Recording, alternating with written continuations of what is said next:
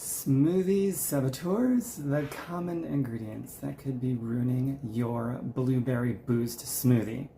So picture this, you're blending up a smoothie, tossing in those antioxidant-packed and polyphenol-loaded blueberries, feeling like a total health rock star, only to unwittingly add ingredients that completely undermines those benefits.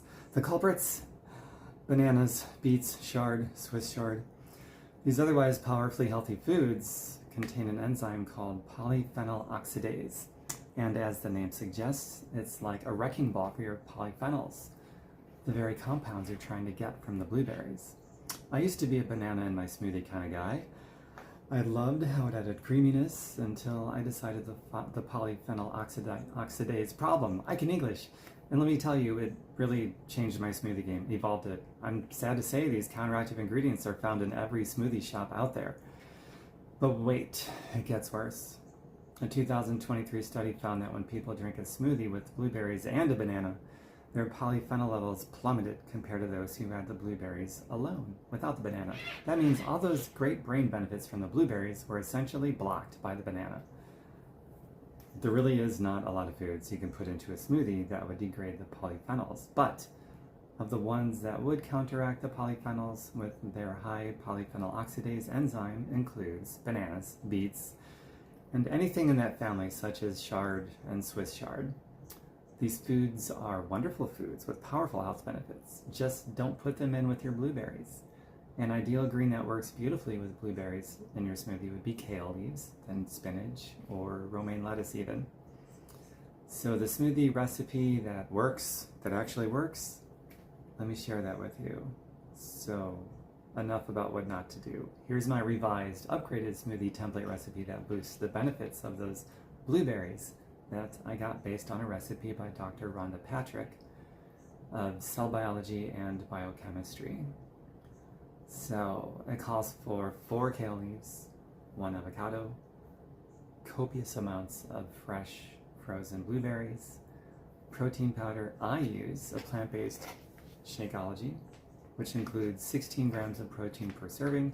I do 2 servings a day, so I guess I'm getting about 32 grams of protein with that. I also sell this stuff, so if you'd like to try it out, orgasmicpathways.com is my website. Orgasmicpathways.com is my website. The next ingredient, hydrolyzed collagen, and that's not really needed. If you have a good protein powder like this, it's not really needed, but some people prefer it. Dr. Rhonda Patrick seems to. Next up is a heaping tablespoon of moringa powder. This stuff is like a polyphenol supercharger. And lastly, just blend it with water instead of the juice or something like that, just water. About the moringa powder, it's like magic. It activates the same genetic pathways as orethane found in broccoli sprouts. It increases the antioxidants in the brain, lowers DNA damage, and much more. Plus, it helps control blood sugar spikes from the smoothie. So it's a great idea to put it in your smoothie. So upgrade your smoothie game. Ditch the banana. Add avocado instead for the creaminess as well as its own health benefits. Put in some kale, spinach, romaine lettuce. Avoid beets and chard. Save them for your salads. And consider adding moringa powder for your extra polyphenol boost and the help that it gives you for controlling your blood sugar spikes. So now it's your turn.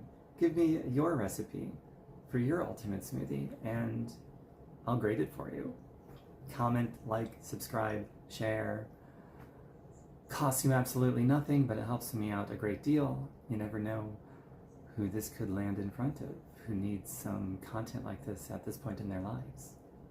Thanks very much. Bye for now.